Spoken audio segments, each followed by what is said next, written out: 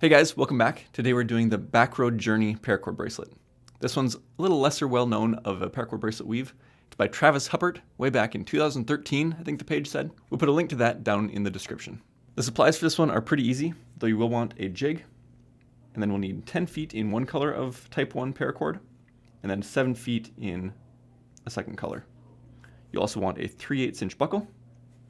So with that, let's get started. The reason we need 10 feet of one color and 7 of the other is that one color is going to make up the entirety of our bracelet framework. So we'll throw the math up on the screen, and you can do the math for whatever size of bracelet you're making for yourself. I've got my jig set up for an 8-inch bracelet, so we'll go ahead and set up our framework. And if you need a slower look at that, we have a video on how to set up a 2-strand or 4-strand core for your paracord bracelets. So this one's a little bit different because we don't want to use the middle of our paracord, because we'll be adding that second cord on for one of our weaving strands. So we'll take one end. I'm just going to anchor my first end onto one side, just with an overhand knot. Then we'll go to the other side. We'll make a cow hitch with this strand by bringing it down through the middle.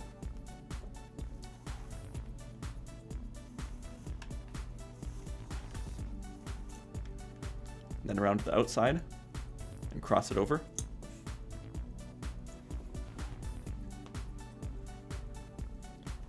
And then come up through the bottom and pull that slack through.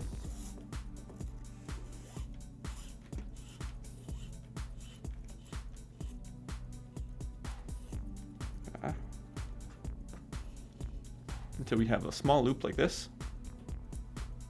And then once more, we'll put our end down through that loop.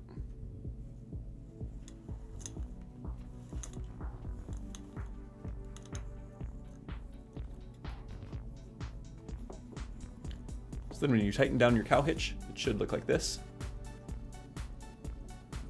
with our working end right here. Pull that cord tight before heading back down to the bottom of our bracelet. We're going to make another cow hitch down here in the same way. And then back up to the top to do that once more.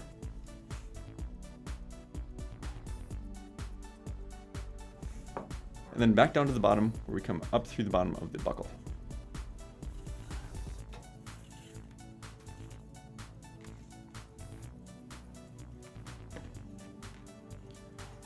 So then we should have something like you see in our 4-strand bracelet core video.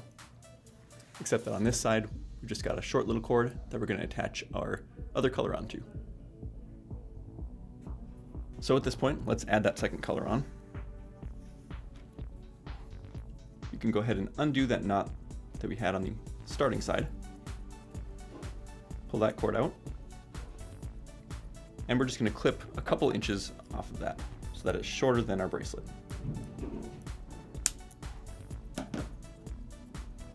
Melt both of the ends.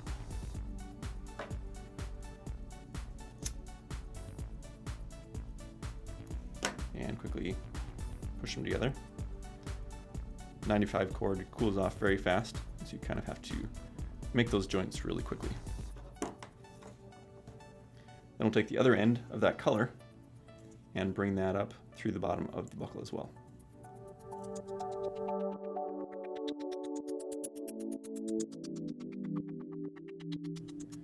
So once you're done with that, you should have your joint just before your cord reaches your buckle. So before we begin our actual weave, we're going to remake that half hitch that we had to tie off this end earlier. So take your cord and bring it just up to the inside of your spliced cord. And then turning it on its side here, bring the cord through that loop to the outside.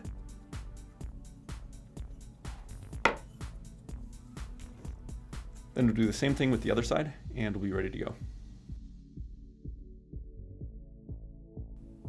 So now that everything's in place and my center cords are nice and tight, I'm going to go ahead and make a couple of those knots, and then I'll show you how to make it. So we'll skip ahead a little bit here.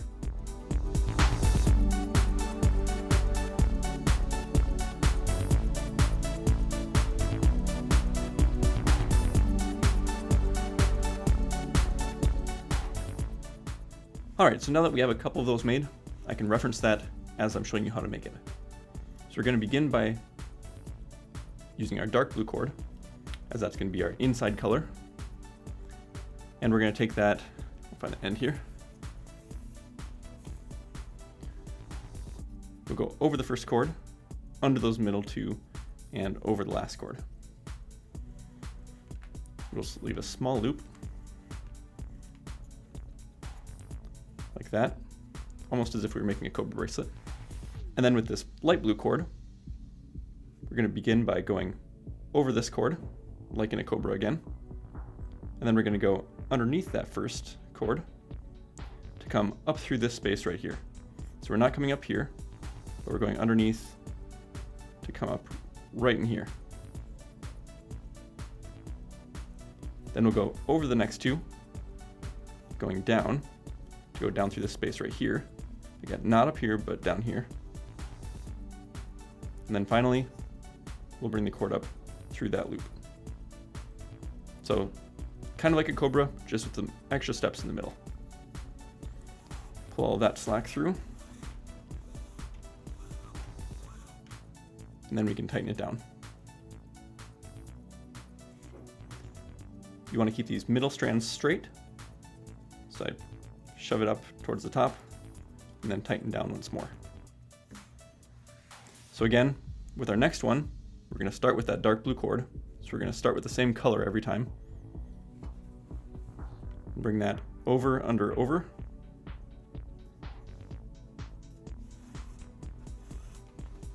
And then with that other color, we're going to go over that cord and then underneath to come up right here, over those middle two, down through here, and then up through that last loop. Push it towards the top and tighten it down. So that's all there is to it. Start with that cord that you want to take the place of the blue in mine, and then finish it up with that other color.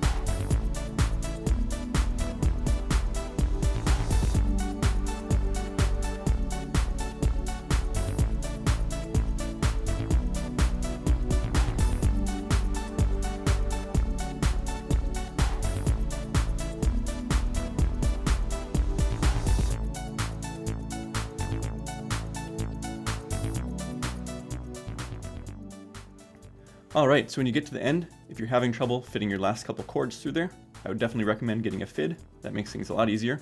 I didn't use one, and so it's definitely not necessary, but it does help a lot. We'll take that off the jig and clean up our ends.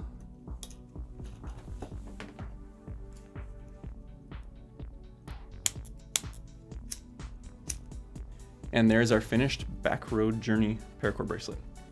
I like how this one turned out, especially in our 95 cord. This would probably be a little bit bulky in 550, but this way it makes a really nice flat bracelet. So I hope you guys enjoyed this tutorial. It's the first time that we've done a flat weave like this in 95. So this would make a good watch band or something like that, I think. As always, we'll put links in the description so you can make this for yourself. Thanks for watching, and we'll see you next time.